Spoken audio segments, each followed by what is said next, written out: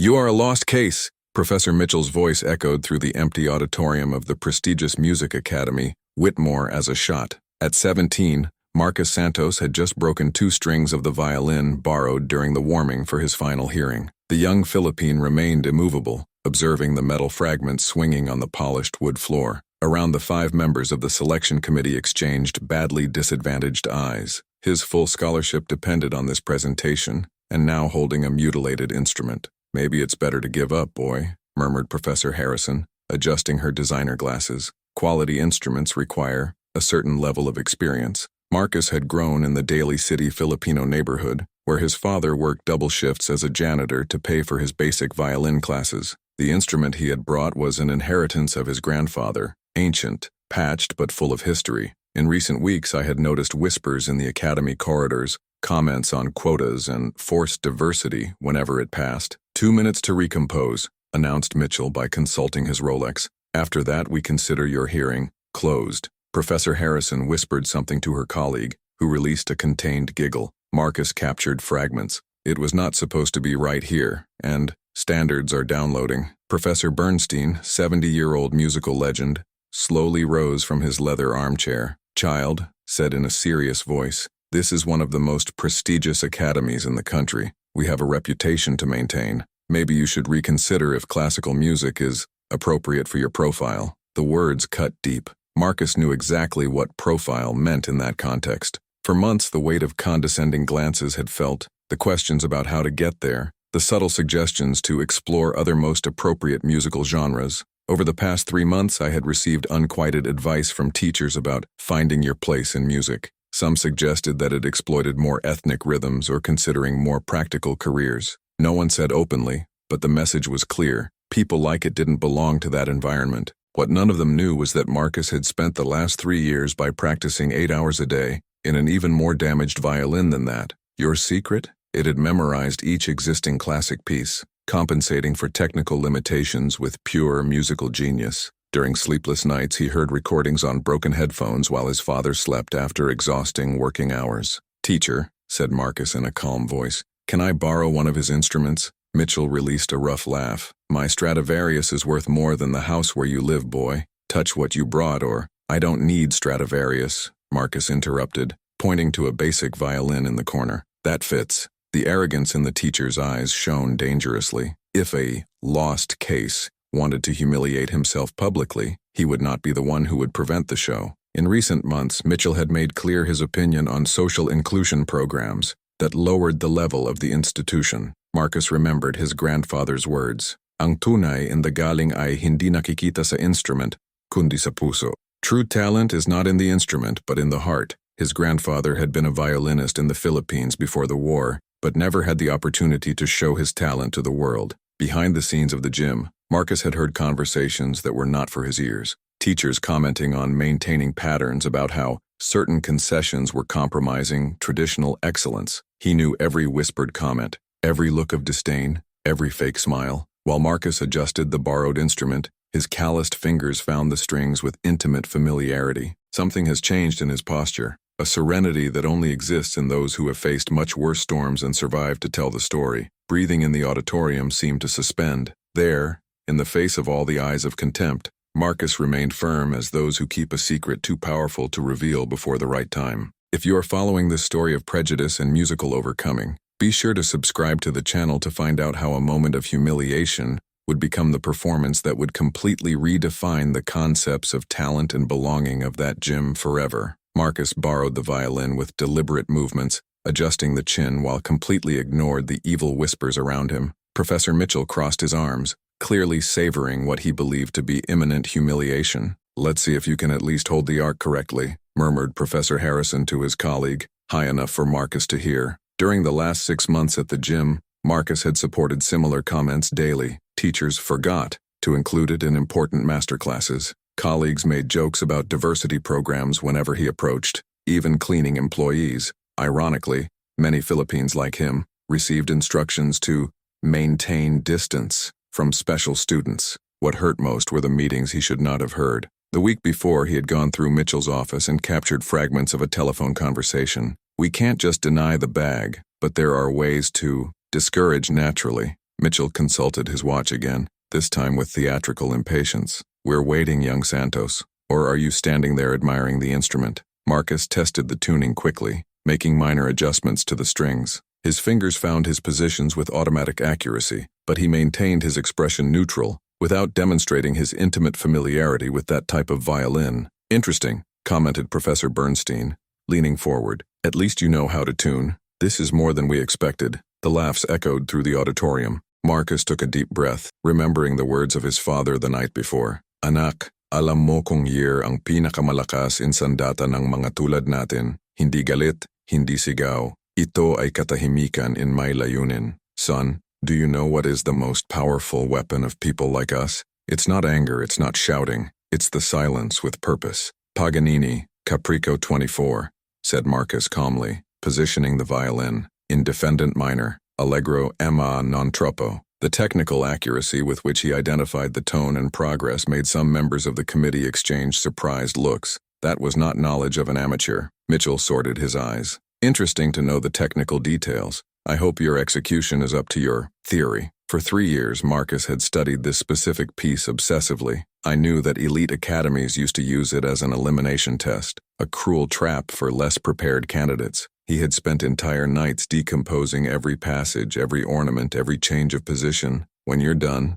said Mitchell, crossing her legs with arrogance, "we have other commitments today." What the committee did not know was that Marcus carried a letter that would change everything, a personal recommendation of someone they would never expect. But first, it would need to prove its value through universal language that no prejudice could silence, pure music. Marcus closed his eyes for a moment, not of nervousness but of concentration. In his mind he could hear his grandfather's voice. "Ang musika ay walang kulay, walang lahi. Kung mapapakinggan nila ang puso mo, makikita nila no pare-pareho lang tayo." The music has no color, there is no race. If they can hear your heart, you will see that we are all the same. In the audience, some gym students had gathered discreetly to watch what they hoped to be an embarrassing spectacle. Cameron Walsh, son of a traditional banking family, whispered to friends, "I bet he doesn't even get the first notes. It's cruel to put someone like that in such a situation." Victoria Chen, one of the gym's few Asian students, muttered, feeling a chord of discomfort. "They know he will fail." Marcus opened his eyes slowly. For months,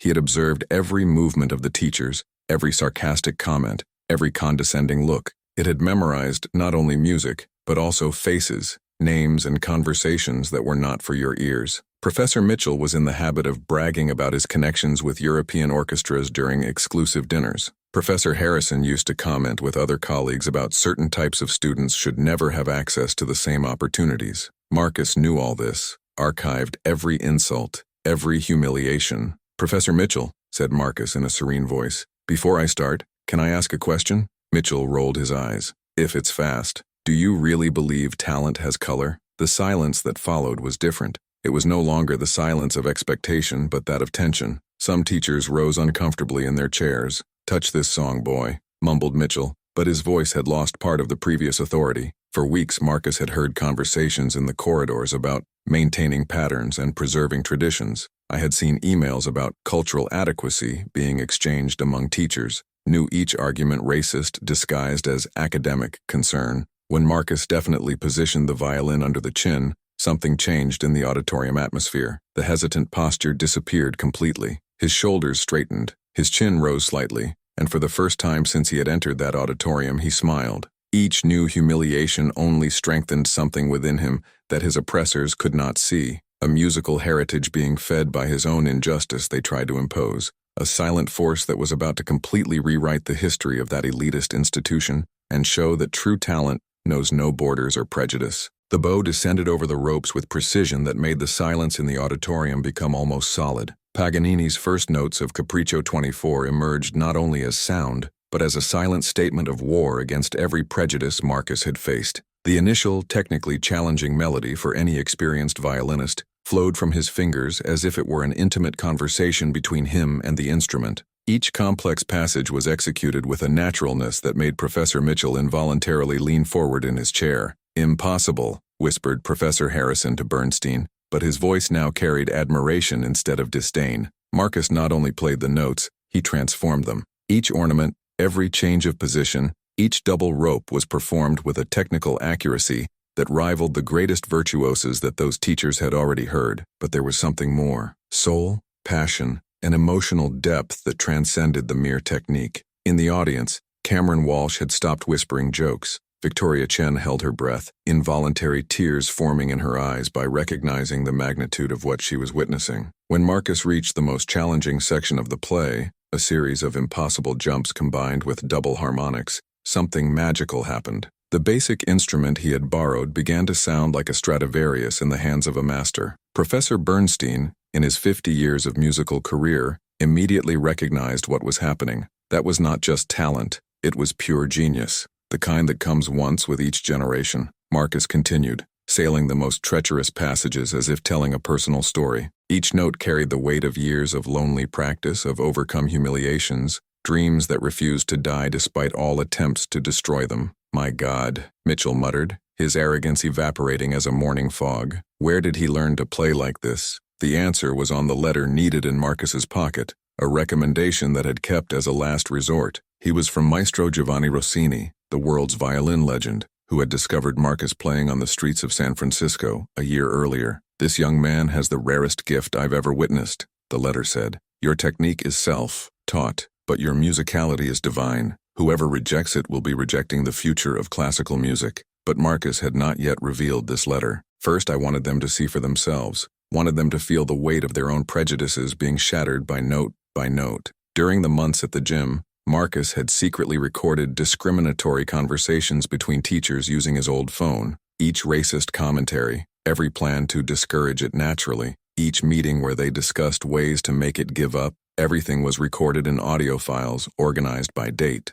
As performance continued, something extraordinary happened in the auditorium. Other students began to approach discreetly, attracted to the music that leaked through the corridors. Academy employees stopped their activities to listen. Dr. Elizabeth Chen, mother of Victoria and renowned musical criticism of San Francisco Chronicle, had arrived earlier to seek her daughter. He stopped at the auditorium door, completely absorbed by the performance that echoed through the corridors. When Marcus climbed the piece and won a passage that required superhuman speed, accuracy, and resistance, executed it not only with technical perfection, but with such a deep interpretation that each present person felt as if he were listening to the piece for the first time. Professor Mitchell had unconsciously lifted from his chair, completely absorbed by performance. His educational mind was beginning to process the magnitude of the talent that had tried to humiliate minutes before. There was a young man who had turned limitations into strength, who had converted each fuel obstacle to his art. Each double chord was performed with precision that years of expensive private lessons could not teach. Marcus, he approached the end of the play, knowing that on his phone recorder in his pocket there was enough evidence to expose the gym's systematic discrimination. But first, it would let music speak by itself. At the bottom of the auditorium, Dr. Chen discreetly took his own phone, starting to record. As an experienced journalist, he recognized an extraordinary story when the road unfolds before his eyes. As the latest virtuous passages echoed through the space, everyone in the auditorium knew they were witnessing something that would forever change their conceptions of talent, origin, and the true meaning of classical music. But Marcus also kept revelations that would turn that gym into a national headline. The last note of Caprico 24 echoed through the auditorium as a silent cannon shot. Marcus lowered the violin slowly, watching the faces paralyzed before him. The silence was so dense that it seemed to have physical weight. Professor Mitchell was standing, a half-open mouth as if he had witnessed a supernatural phenomenon. Professor Harrison had removed her glasses and cleaned them compulsively, clearly trying to soothe what she had just heard. This is impossible," Bernstein whispered, his voice breaking decades of academic composure. "Where did you study? With whom? This technique, this interpretation?" Marcus smiled calmly, pulling his old phone from his pocket he had used to record conversations for months. "Professor Mitchell, remember the conversation you had with the administration last week about how to discourage naturally?" The color disappeared completely from Mitchell's face. I don't know what you're talking about. "We can't just deny the bag, but there are ways to discourage naturally," Marcus recited, perfectly imitating the teacher's voice. "Want to hear the full recording?" Marcus rang the play on the phone. Mitchell's unmistakable voice echoed through the auditorium. "This kind of people shouldn't be here. Let's make the auditions impossible for him. Use Paganini. No self-taught can touch it decently." Victoria Chen in the audience covered her mouth with her hands. Other students began to whisper with each other, some recording with their own phones. Dr. Elizabeth Chen, still at the door, smiled discreetly as her own recording was still running. "There is more," Marcus continued, pulling the crumpled letter from his pocket. "This is a personal recommendation of conductor Giovanni Rossini. He heard me playing on the streets and personally wrote to the advice of this Jim." Mitchell tried to interrupt. You can't simply. This young man has the rarest gift I've ever witnessed in 40 years of career." Read Marcus aloud. "Your technique is self-taught, but your musicality transcends any formal teaching. Whoever rejects it will be rejecting the future of classical music." The auditorium exploded in murmurs. Professor Bernstein approached, shaking hands, taking the letter to examine. "This is his signature, the official tone paper." "My God, it's true." Marcus looked straight at Mitchell, his voice keeping his calm devastating. "For 6 months, the Lord tried to break me. Every racist comment, every denied opportunity, every humiliation, all recorded, all documented. You can't taste anything," I stammered Mitchell, but your voice had lost all authority. "Dr. Elizabeth Chen, San Francisco Chronicle's musical criticism, has been recording everything for 20 minutes, said Marcus, pointing to the door. "I imagine this will be an interesting story for the newspaper of tomorrow." Dr. Chen waved discreetly, confirming his presence.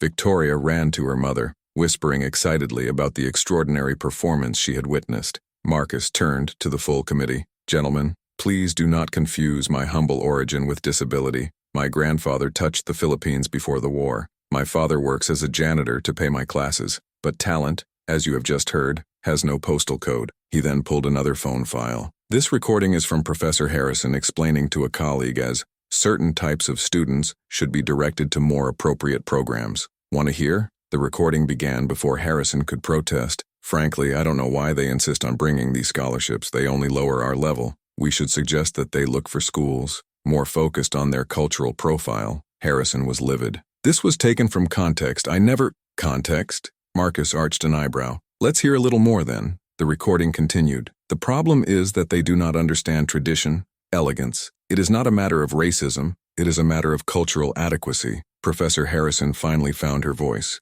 "Marcus, we made a terrible mistake. Your performance was transcendental." "The question is no longer if I deserve the bag," Marcus answered, carefully keeping the violin. "The question is whether this Jim deserves someone like me." Bernstein advanced, tears in his eyes. "Please forgive me. In 50 years of music I have never heard anything like it. Would be an honor to have him as our first violin." Marcus watched each face in the auditorium, some ashamed, some admired, some simply shocked. Power had changed hands completely, and everyone knew it. "I accept the position," I finally said, "but with conditions. This gym needs to rethink its selection processes. Talent exists in all postal codes, in all colors, in all social classes." At the center of that auditorium, where minutes before the disguised discrimination reigned as tradition, a new reality took shape, as a symphony that finally finds its harmony after years of dissonant notes, proving that true musical excellence does not know limitations imposed by those who confuse privilege with genius. 6 months later,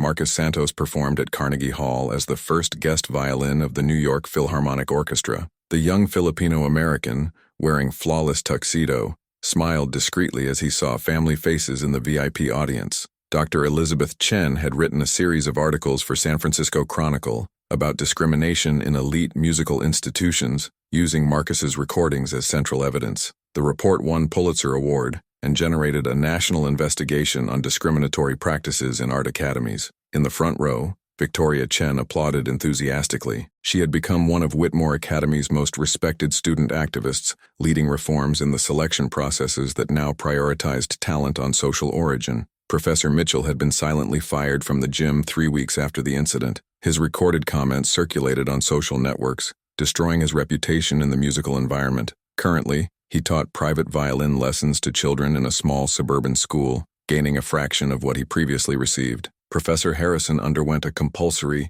professional recycling program on diversity and inclusion. For months, he avoided eye contact with Marcus in the corridors, clearly embarrassed by his recorded words that became viral in the music community. Professor Bernstein, on the other hand, became one of Marcus's greatest advocates. He had created a scholarship program specifically for young talents from needy communities, naming him Marcus Santos Program of Musical Excellence. Marcus's father, sitting in the second row with his only suit, the same used in his father's own funeral, cried discreetly. He had worked triple shifts for months to buy a new violin for his son, unaware that Marcus had already received a Stradivarius as a permanent loan from an anonymous collector impressed by his story. When the lights went out and Marcus positioned the violin, a family tranquility took over the auditorium. They were the same precise movements, the same serenity that had silenced the prejudiced months before. The piece chosen for the presentation was not coincidence. Capriccio 24 of Paganini, this time performed with the maturity of those who transformed humiliation into purpose, fueled discrimination for excellence. In the break, journalists from various vehicles surrounded Marcus. "How did you know that your story has inspired changes in dozens of musical institutions across the country?" he asked a CNN reporter. "Music has always been a universal language," said Marcus with the same calm he had demonstrated in the Whitmore Auditorium. "The problem was never my talent. The problem was the deafness of those who refused to listen." 3 years later, Marcus would found Harmony Foundation, an organization that identifies and develops young musical talents in needy communities. The foundation had already discovered dozens of wonders that would otherwise have never the opportunity to show their potential. Professor Mitchell, upon learning of the foundation through a newspaper article, sent a handwritten letter apologizing. Marcus never answered, not out of cruelty, but because her energy was focused on building bridges, not revisiting chasms. Whitmore Academy had become a national reference in musical inclusion. His new selection criteria were studied by other institutions, and the number of students from needy communities had tripled. Maestro Giovanni Rossini, who had discovered Marcus on the streets of San Francisco, became an official mentor of Harmony Foundation. "That boy taught me that genius has no address," I used to say in interviews. Marcus bought a modest house for his father, who was finally able to retire from cleaning. Essai la de being, he framed his grandfather's broken violin, not as a reminder of the past, but as a symbol that limitations are only fuel for those who refuse to accept borders. Marcus's true revenge was not to destroy who underestimated him, but proving that genuine talent always finds his way, regardless of the obstacles imposed by small minds trapped in great prejudice. If you were thrilled with this story of overcoming and musical justice, subscribe to the channel to discover more inspiring narratives that prove that discrimination always loses when confronted with determination, talent, and the courage to never accept limitations imposed by those who confuse privilege with capacity.